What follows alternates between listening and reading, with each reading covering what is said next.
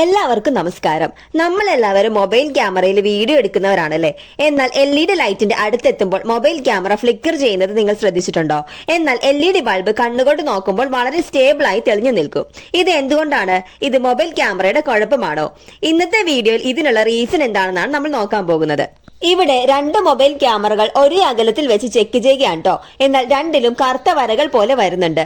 LED ലൈറ്റിന്റെ അടുത്ത് camera കൊണ്ടുപോയാൽ മാത്രമേ ഇതുപോലുള്ള വരകൾ കൂടുതലായി കാണാറുള്ളൂ. ഇതിന് കാരണം LED വളരെ ബ്രൈറ്റ് ആയതിനാൽ ക്യാമറ സെൻസർ ഓവർലോഡ് ആകാതിരിക്കാനായി മൊബൈൽ ഓട്ടോമാറ്റിക്കലി എക്സ്പോഷർ ടൈം കുറക്കുന്നതാണ്. അതുപോലെ ഷട്ടർ ടൈം കൂട്ടുകയും ചെയ്യുന്നു. ഉദാഹരണത്തിന് സാധാരണ ഷട്ടർ സ്പീഡ് 1/30 സെക്കൻഡ്സ് ആണെങ്കിൽ LEDക്ക് അടുത്തെത്തുമ്പോൾ ഇത് 1/500 സെക്കൻഡ്സ് അല്ലെങ്കിൽ അതിലും കൂടുതലാകും. ഷട്ടർ സ്പീഡ് വളരെ ഫാസ്റ്റ് ആയാൽ ക്യാമറ ആ ചെറിയ ബ്രൈറ്റ്നസ് ചേഞ്ച് പോലും ക്യാപ്ചർ ചെയ്യും. അതിനാലാണ് ഫ്ലിക്കർ കൂടുന്നത്. അടുത്തൊരു കാരണം, ക്യാമറ ലൈറ്റിന്റെ അടുത്താകുമ്പോൾ ഫ്രെയിമിന്റെ ഓൾമോസ്റ്റ് മുഴുവൻ ഭാഗവും LED ലൈറ്റ് ആകും. ഇത് ബ്രൈറ്റ്നസ് വേരിയേഷൻ ക്ലിയർ ആയി ക്യാപ്ചർ ചെയ്യും. നിങ്ങൾക്കറിയാമോ, സത്യത്തിൽ LED ലൈറ്റ് ഒരു സെക്കൻഡിൽ ഏകദേശം 100 തവണ ചെറിയ രീതിയിൽ ഓൺ ഓഫ് ആകുന്നുണ്ടെന്ന്. എന്നാൽ ഇത് വേഗത്തിൽ നടക്കുന്നത് കൊണ്ടാണ് നമ്മുടെ കണ്ണിന് തിരിച്ചറിയാൻ സാധിക്കാത്തത്. ഇതിന് കാരണം LED ലൈറ്റിൽ AC കറണ്ടിലാണ് വർക്ക് ചെയ്യുന്നത്. ഇന്ത്യയിൽ AC സപ്ലൈ ഫ്രീക്വൻസി 50 ഹെർട്സ് ആണ്. അതായത് ഒരു സെക്കൻഡിൽ 50 തവണ ഡയറക്ഷൻ ചേഞ്ച് ചെയ്യുന്നു. ഒരു ഫുൾ സൈക്കിൾ എടുത്താൽ 100 തവണ വോൾട്ടേജ് പീക്ക് ഉണ്ടാകും. ഇവിടെ ഞങ്ങൾ രണ്ട് മൊബൈൽ ക്യാമറ എടുത്തിട്ടുണ്ട്. എന്നാൽ ഇതിൽ ഒന്ന് മാത്രമാണ് ഫ്ലിക്കർ ചെയ്യുന്നത്.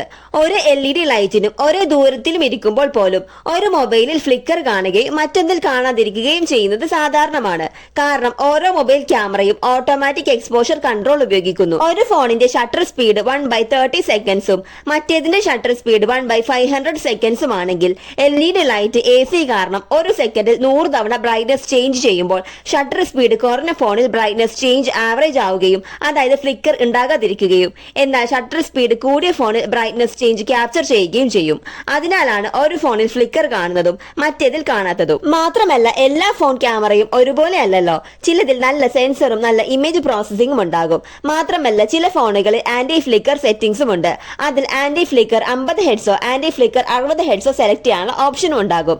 ഒരു ഫോണിൽ ആന്റി ഫ്ലിക്കർ ഓണും മറ്റൊന്നിൽ ആന്റി ഫ്ലിക്കർ ഓഫും ആണെങ്കിൽ ഫ്ലിക്കർ ഡിഫറൻസ് ഉണ്ടാകും. വീഡിയോ ഫ്രെയിം റേറ്റ് പോലും എഫക്ട് ചെയ്യും. ഇപ്പോൾ മനസ്സിലായില്ലേ, LED ലൈറ്റ് ക്യാമറയിൽ ഫ്ലിക്കർ ചെയ്യുന്നത് ലൈറ്റിന്റെയോ ഫോണിന്റെയോ തകരാർ മൂലമല്ലെന്ന്. നമ്മുടെ കണ്ണിന് സ്റ്റഡിയായി കാണുന്ന ലൈറ്റ് പോലും മൊബൈൽ ക്യാമറയിൽ ഫ്ലിക്കറായി കാണാം. നമുക്ക് ചെയ്യാവുന്ന കാര്യങ്ങൾ നല്ല ക്വാളിറ്റി ഉള്ളതും ഫ്ലിക്കർ ഫ്രീ ഡ്രൈവർ ഉള്ളതുമായ LED ലൈറ്റുകൾ വാങ്ങുക എന്നതാണ്.